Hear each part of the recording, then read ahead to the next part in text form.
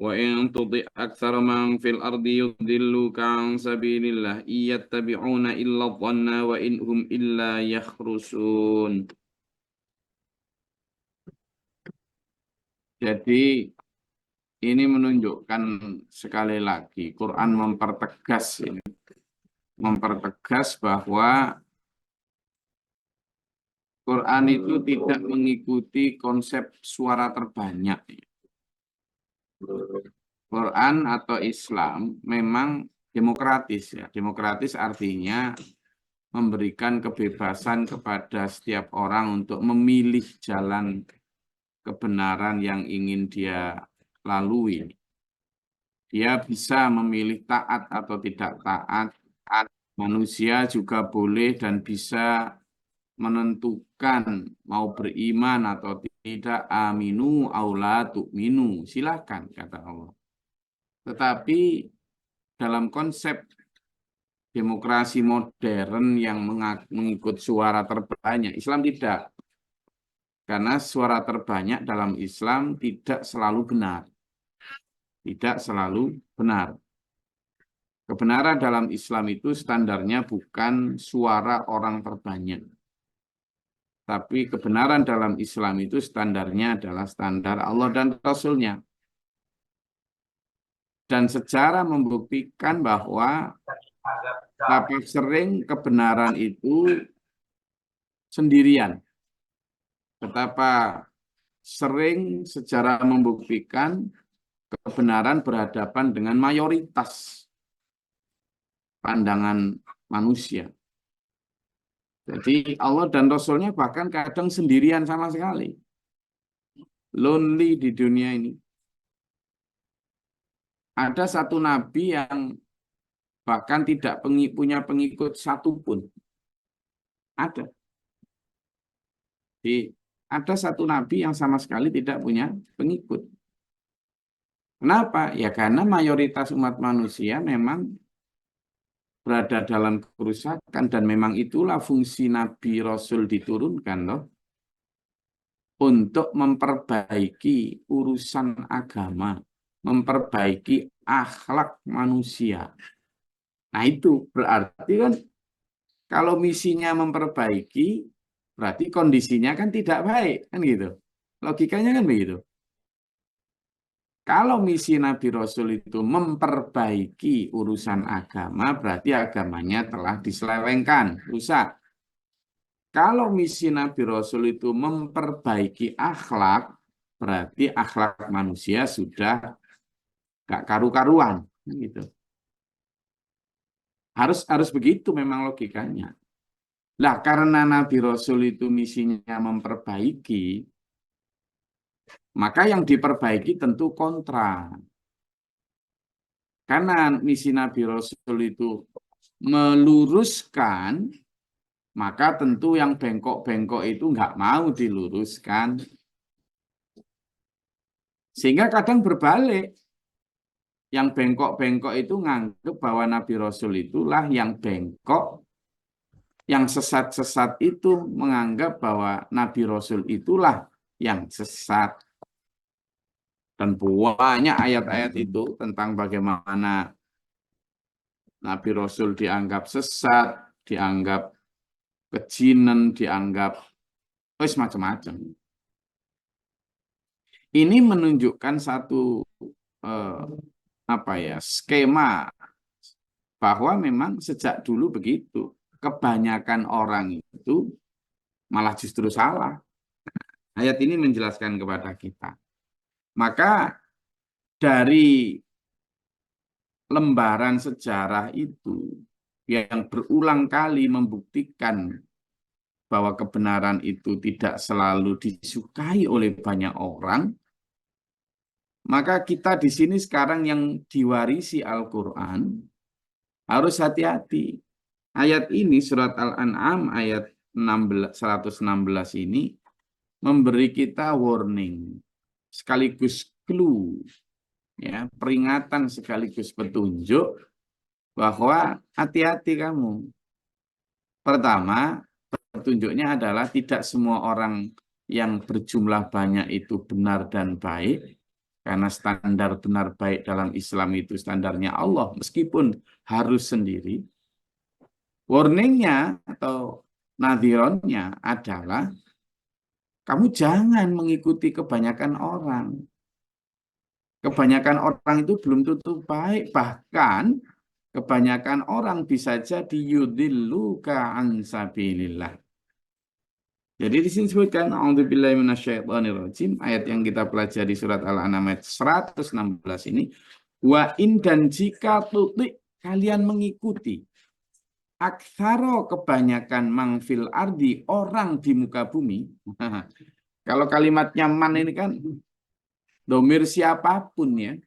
Artinya enggak kok kemudian hanya orang-orang yang kafir musyrik saja, yang bahkan mungkin lahirnya beragama, yang beragama pun yang lahirnya mungkin Islam, tapi kok kemudian perilakunya tidak jauh beda dengan orang yang non-Islam, maka kata Allah, iyat tabiuna, jika intuti, jika kamu mengikuti aktsaro mangfil ardi, kebanyakan orang di muka bumi, maka prediksi Allah, yudilluka, mereka akan membuat kamu tersesat, mereka akan menggiring kamu, sadar maupun tanpa sadar, ansabilillah, dari jalan Allah.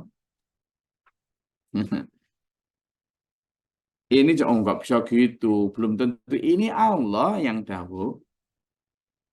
Prediksi, estimasi, ya, projection Allah itu, proyeksi pasti benar. Pasti benar.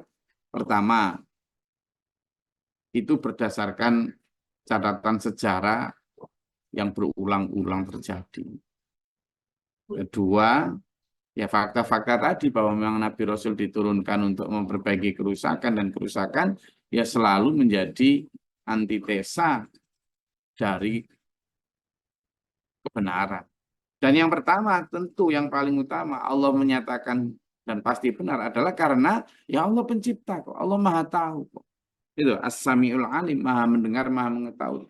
Maka udah pasti prediksi Allah itu benar. Apa? Bahwa kamu jika mengikuti kebanyakan orang, mengikuti karepe masyarakat yang banyak itu, gimana lagi masyarakat sudah begini. Nah itu biasanya kan, mereka akan menyesatkan kamu dari jalan kebenaran, dari jalan Allah. Kenapa? Iyattabi'una illa dhanna. Dalam hal agama sekarang ini, ya termasuk zaman dulu sampai hari ini, iyattabi'una illa dhanna. Sesungguhnya mereka mengadakan ritual, mengerjakan ibadah A, ibadah B, yang ditambah-tambahi itu merekayasa atau membuat sesuatu yang tidak diajarkan itu hanya berdasarkan adzanna. Apa? Kira-kira. Oh, kan bisa jadi, kan baik, kan ini diajarkan ini, kan sudah jadi turun-menurun, kan memang sudah gimana lagi orang, kebanyakan orang, kan gitu. Jadi hanya berdasarkan apa? Kira-kira. Ini yang disebut adzanna, prasangka.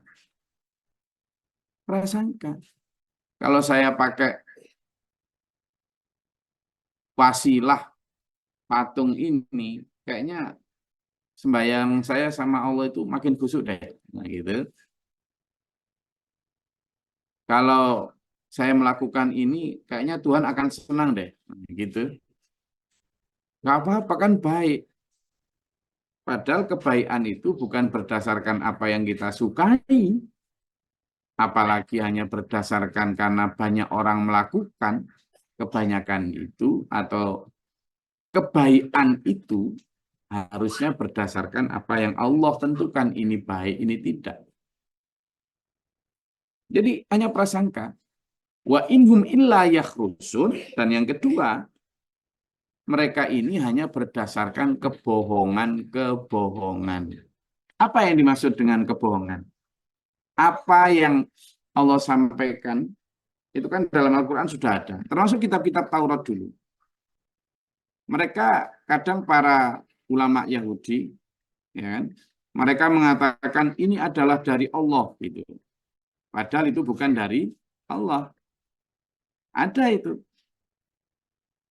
Jadi misalnya ya, coba dibuka di surat Ali Imran ayat 78. Silakan.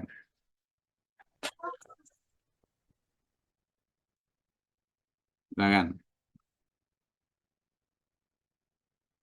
Ali Imran ayat 78. Jen, Gus. Silakan. Bismillahirrahmanirrahim. Dan sungguh di antara mereka niscaya ada segolongan yang memutarbalikkan lidahnya hanya membaca kitab. Agar kamu menyangka yang mereka baca itu sebagian dari kitab, padahal itu bukan dari kitab, dan mereka berkata itu dari Allah, padahal itu bukan dari Allah. Mereka mengatakan hal yang dusta terhadap Allah, padahal mereka mengetahui. Sadaqallahu. Jelas kan? Jelas. Itu terjadi di zaman Taurat. Itu terjadi di zaman Injil. Para ulama Yahudi, para ulama Nasrani. Saat itu gitu. Ini adalah kitab dari ini gitu. Karangan dari ini. Oh, ini sudah pasti benar. Ini dari Rabbi Yahudi Syekh ini. Gitu. Dalam kitab ini adalah janji dari Allah. Para ulama-ulama Yahudi dan Nasrani saat itu yang mengatakan dulu dari pada saat itu juga menyatakan, oh ternyata berdasarkan apa yang ditulis dalam kitab Yahudi ini, ya, kitab turunan dari Taurat tentunya, bukan Taurat aslinya, itu ternyata ulama Yahudi pernah bermimpi bahwa Allah berfirman. Nah, gitu kan? Ditulis dalam kitab mereka, dan itu kemudian yang justru dijadikan dasar. Bukan Taurat yang aslinya, tapi kitab-kitab karangan para ulama al-ulama Bani Israel. Yang itu memuat sesuatu yang katanya dari Allah, padahal itu mimpi nggak tahu dari siapa. Wallahu a'lam apakah dari Allah atau tidak. Nah ini yang terjadi berkali-kali. Dan yang harusnya kita hindari terjadi di zaman sekarang. Ayat tadi itu.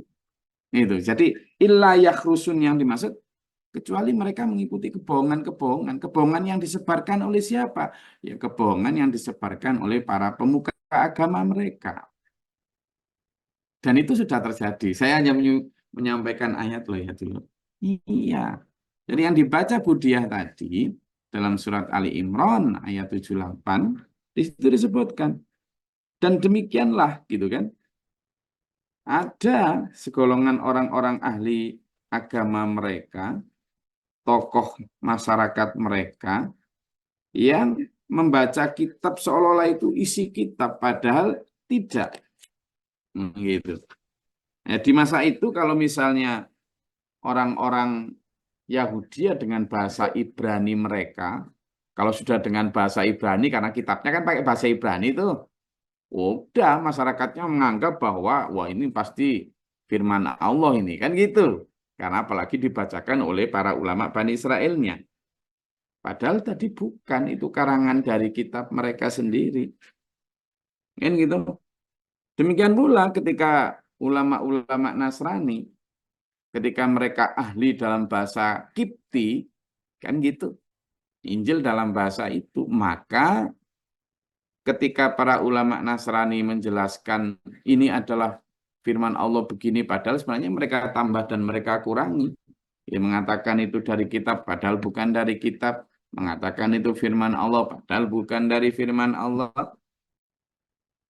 Padahal bukan dari Allah. Ayat 78 surat Ali Imran tadi. Ya. Jadi pada ulama Yahudi dan Nasrani saat itu sudah merubah, menambah kurangi Taurat dan Injil. Sebenarnya tidak ada. Gitu loh. Nah, pertanyaannya sekarang, seluruh semua, apakah itu terjadi di zaman sekarang kira-kira dengan Quran kita? Tidak ada yang merubah Quran, tidak. Tapi yang membuat kitab, membuat dalil yang seolah-olah itu mendukung membenarkan perilaku ibadah maupun perilaku kesehariannya yang sebenarnya justru bertentangan dengan Quran dan hadis atau tidak ada dalam aturan Quran dan hadis. Jadi kalau ada perilaku yang semacam itu hanya karena ingin menyenangkan mayoritas, ingin menyenangkan kebanyakan tradisi yang sudah berjalan, yaitu sama sesuatu yang dulu sudah pernah terjadi di zaman lalu. Gitu loh, gitu loh. Jadi kalimat Allah di sini itu adzanna, hanya persangka, kira-kira lah. Kan baik gitu tadi. Lalu yakhrusun tadi itu dalilnya ada di ayat 78 surat Ali Imran. Terus dulu ya. Seperti di awal tadi saya sampaikan. Banyak itu belum tentu benar. Karena al-haq itu sering berhadapan dengan banyak juga. Selalu begitu. Malah seringnya begitu gitu. Jadi bagaimana Quran itu sudah begitu rinci dan detail serta benar menjelaskan bahwa kondisi sekarang itu selalu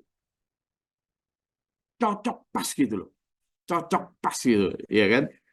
Jadi bagaimana Quran itu memprediksi apa yang terjadi di manusia itu selalu pas gitu. Sekarang coba buka lagi ya, bahwa aksaro itu tidak selalu benar.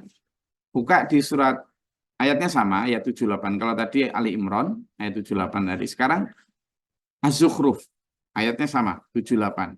Coba dibuka. Az-Zukhruf, ayat 78. Kalau tadi Ali Imran, 78. Sekarang Az-Zukhruf, ayat 78. Coba, monggo. Gantian yang belum pernah buka ayatnya, baca Indonesianya saja, sehingga dulur siapapun bisa baca. Silakan. Az-Zukhruf, ayat 78.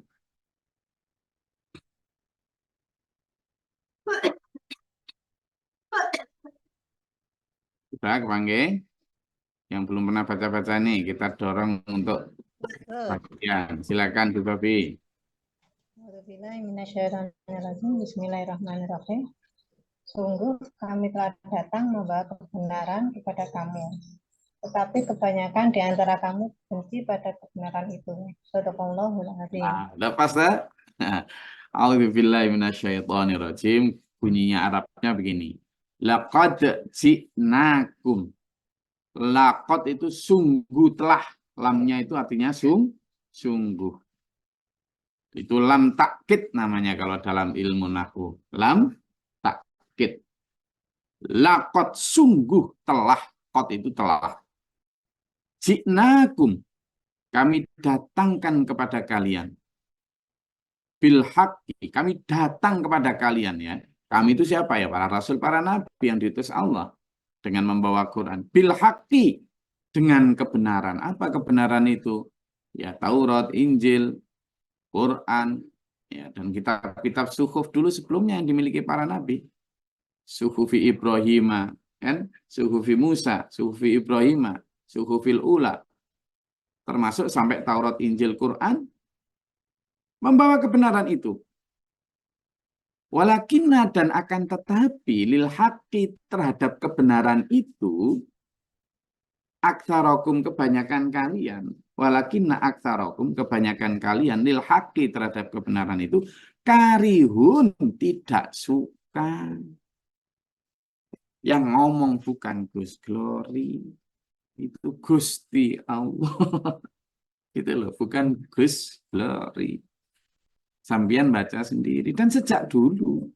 Kenapa ya itu tadi saya bilang, misalnya Rasulullah Muhammad SAW bersabda, "Bu'ith innama bu'ithtu liutamima makarimal." Sesungguhnya aku ini diutus, kata Nabi, untuk menyempurnakan akhlak. Aku ini dibangkitkan di bumi ini untuk memperbaiki akhlak manusia. Nah, kalau kalimat statement mulianya Nabi adalah memperbaiki, berarti kan ada yang sedang rusak, toh? Mau diperbaiki. Maka ngaku atau tidak, sadar atau tidak, kondisi umat saat itu rusak. Maka perlu diperbaiki. Tapi kan sekarang kita umat Nabi, Gus. Nabi Muhammad SAW setelah sholat Isya kemudian dawuh kepada para sahabat, wahai sahabatku, ini di akhir-akhir hayat beliau nih. Beliau bersabda setelah sholat Isya menghadap kepada para sahabat, lalu menyatakan, perhatikan olehmu, sepeninggalku 100 tahun, kamu tidak bakal menemukan orang dengan kualitas ibadah dan akhlak sebaik kalian pada hari ini. Ibadah umat sudah seperti ayakan kulit syair, kulit kurma, tinggal kulit tanpa isi. Loh, kalau 100 tahun, menurut prediksi Nabi ditinggal saja sudah rusak. Apalagi sekarang sudah hampir 1.500 tahun. Untungnya Nabi juga menjelaskan bahwa Bismillahirrahmanirrahim bersabda, yub'atsu ala kulli ra'sim mi'atin sanatin may yujaddidu li hadhil ummati amra diniha. Nabi bersabda dalam hadis riwayat Ahmad bahwa akan dibangkitkan setiap penghujung 100 tahun, ra'sim mi'atin sanah.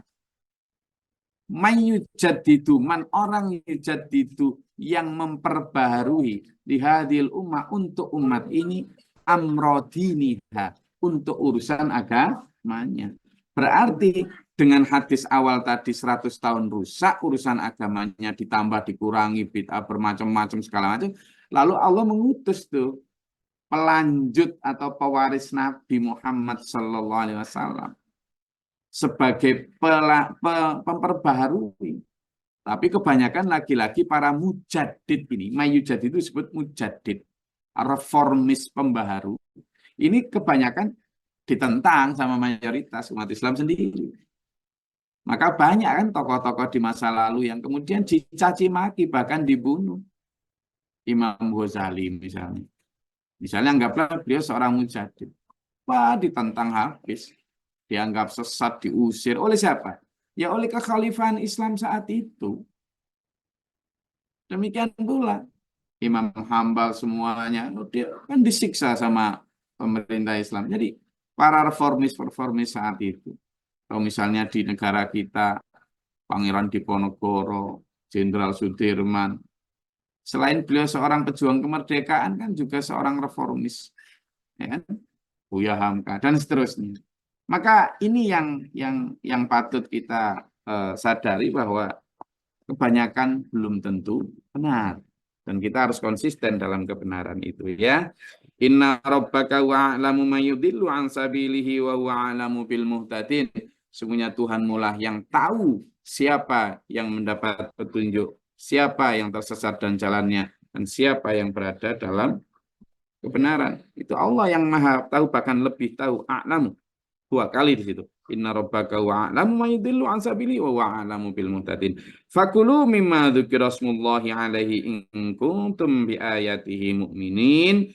Maka makanlah sembelihan yang disebutkan dengan bismillah, dengan nama Allah atasnya, jika kalian memang iman terhadap ayat-ayat Allah. Ya, itu. Silakan, mungkin ada yang mau disampaikan, ditanyakan atau dinyatakan. Silakan.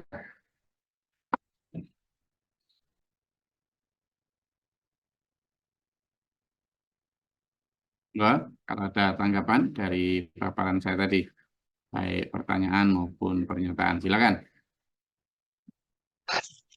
Assalamualaikum warahmatullahi wabarakatuh. Waalaikumsalam warahmatullahi Mohon izin Bapak ya. wabarakatuh. Ya, Ini silakan. ada beberapa pertanyaan mungkin Pak yang berkaitan dengan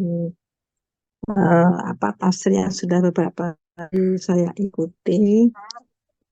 Lebih dari satu nggak apa-apa Pak pertanyaannya Pak ya. Nggak apa-apa, Bu. Iya. Pertama gini Pak. Bentengan diri apa yang harus kita lakukan untuk Gimana? meminimalisir Diulangi pertanyaan Bu Anissa. ini berkaitan dengan pembahasan dari kemarin sampai 3 hari ini yang saya ikuti. Oke. Ini Pak ada beberapa pertanyaan. Yang pertama itu perbentengan diri apa yang harus kita lakukan untuk meminimalisir gangguan atau bisikan setan bangsa jin ya Pak ya. Yang pertama itu. Selanjutnya yang kedua, ini apa yang dimaksud dengan menjual ayat-ayat Allah, Pak. Dan yang ketiga berkaitan dengan ini tadi, ya, pembahasan ini tadi, bagaimana sikap kita ya menghadapi fenomena seperti saat ini yang lebih cenderung manusia itu ABS ya Pak ya. Dan termasuk para ulama ini Pak ya. Ini saat ini tentunya figur kita adalah para ulama yang berani beramal ma'ruf nahi mungkar secara benar. Ya. Lalu bagaimana yang termasuk sekarang para ulama cenderung yang sudah bergeser dalam menyampaikannya itu dalam beramar ma'ruf nahi mungkar dan lebih cenderung ke duniawi saat ini Pak. Nah itu bagaimana sikap kita sebagai kita sebagai orang awam bisa menjadikan panutan untuk kita bisa lebih baik itu Pak. Ya mungkin itu yang saya tanyakan. Terima kasih. Assalamualaikum warahmatullahi wabarakatuh. Assalamualaikum warahmatullahi wabarakatuh. Oke, terima kasih pertanyaannya. Jadi pertama tentang bagaimana ketika kita digoda oleh setan, gitu kan? Coba buka di Bu Aisyah di surat An-Nahl ayat 98. Bu Aisyah itu coba dibuka di surat An-Nahl ayat 98.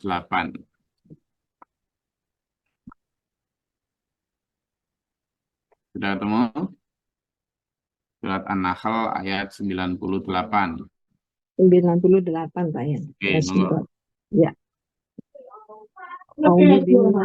A'udzubillahi minasyaitonir rajim. Ayat 68 ya.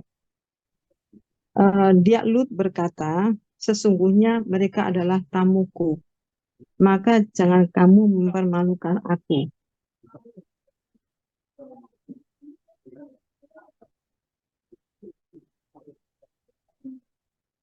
An-Nahl ya. Kemudian ayat 98. Itu ayat 98 itu? Oh, bukan 68 Pak ya, 98. 98. Oh, 98. Iya. 98. Ya. A'udzubillahi minasyaitonirrajim. Maka bertasbihlah dengan memuji Tuhanmu dan jadilah engkau di antara orang yang bersujud atau sholat. Ya. Jadi pertama ketika kita membaca Al-Quran, gitu kan, maka kita diminta untuk meminta kepada Allah perlindungan. Makanya ini pertama, maka setiap kali kita membaca Quran itu kan diminta untuk fasta'id billahi minasyaitonir rajim. Minta kepada Allah agar dilindungi dari setan yang terkutuk. Itu kalimatnya apa? A'udzubillahi minasyaitonir rajim. Nah, ketika kita digoda setan, apabila kita digoda setan, kerasa digoda jin dan lain sebagainya, sama itu juga yang kita baca. Pertama selalu a'udzubillahi minasyaitonir rajim. Jadi misalnya kita merasa entah ada godaan godaan setan, itu begitu. Itu bisa juga dibuka di surat Al-A'raf, Bu. Nah, ini saya buka lagi. Surat Al-A'raf ayat 199 sampai 200. Silakan. Baca lagi. Surat Al-A'raf ayat 199 sampai 200. Al-A'raf.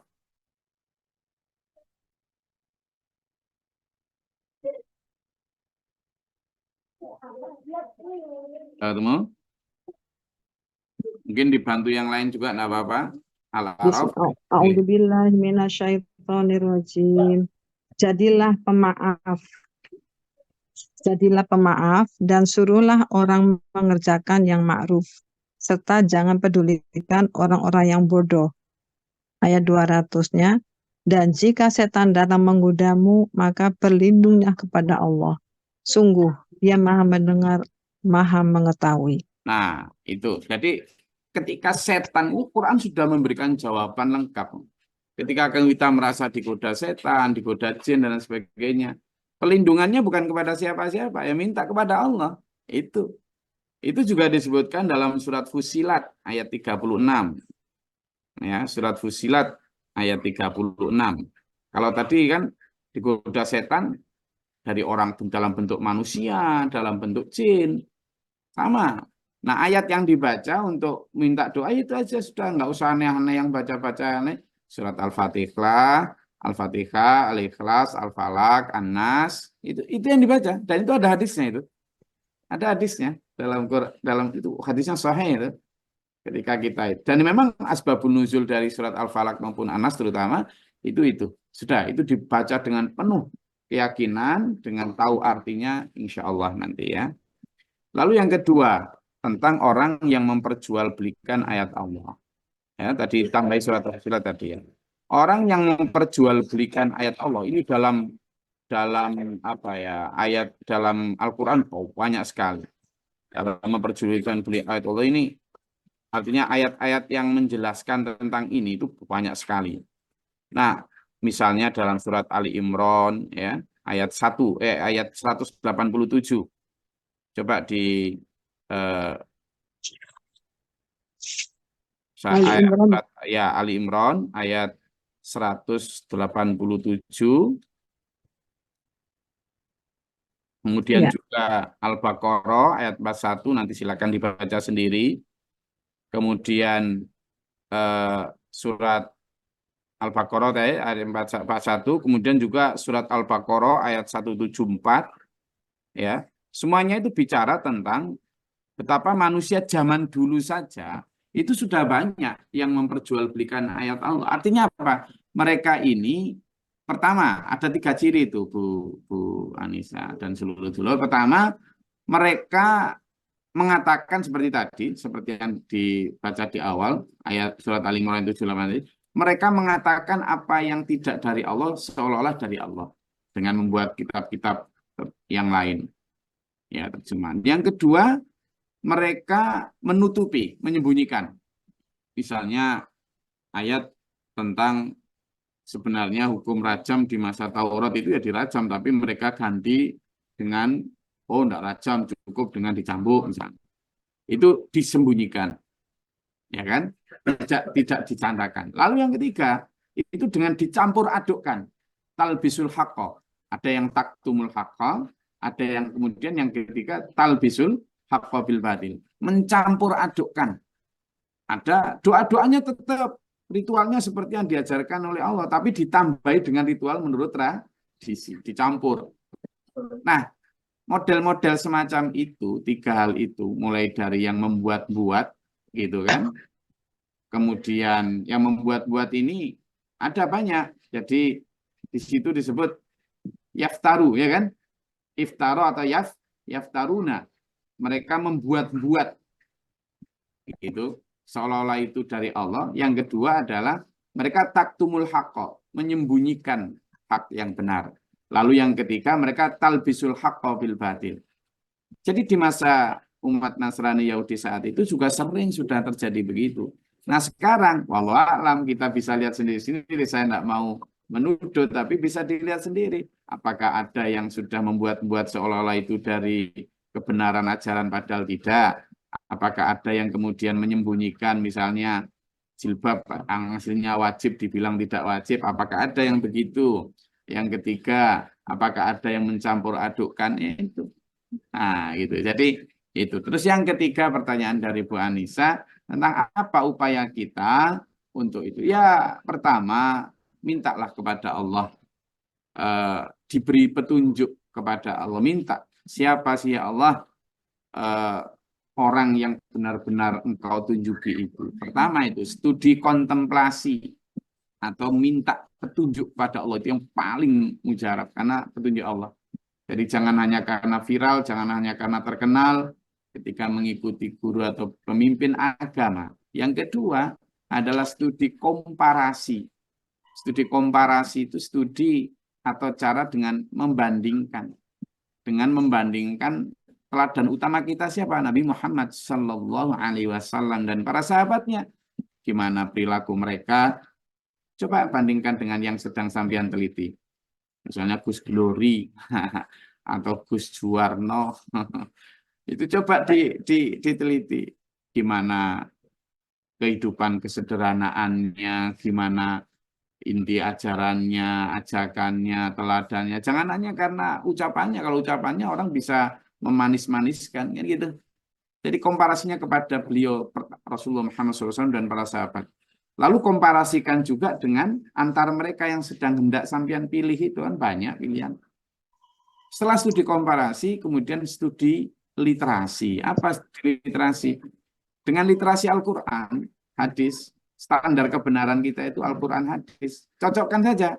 Ini Gus Glory ini gedabrus, banyak omong. Coba sih yang diajarkan itu atau perilakunya itu, coba saya teliti standar orang benar. Misalnya, surat Yasin ayat 21, A'udzubillahi minasyaitonirrajim, Bismillahirrahmanirrahim, iyat ittabi'u man la yas'alukum ajra wa hum muhtadun. Ikutilah orang yang tidak minta upah kepadamu. Nah, berarti orang yang mendapat petunjuk itulah mendapat petunjuk. Satu kriteria, tapi jangan berhenti di situ. Berhenti lagi. Lan tanalul birra hatta tunfiqu mimma tuhibbun. Salah satu ciri orang baik dan benar itu adalah berani memberikan barang yang dicintai. Coba sama lihat orangnya itu. Begitukah? Lalu dilihat lagi betapa dalam hadis misalnya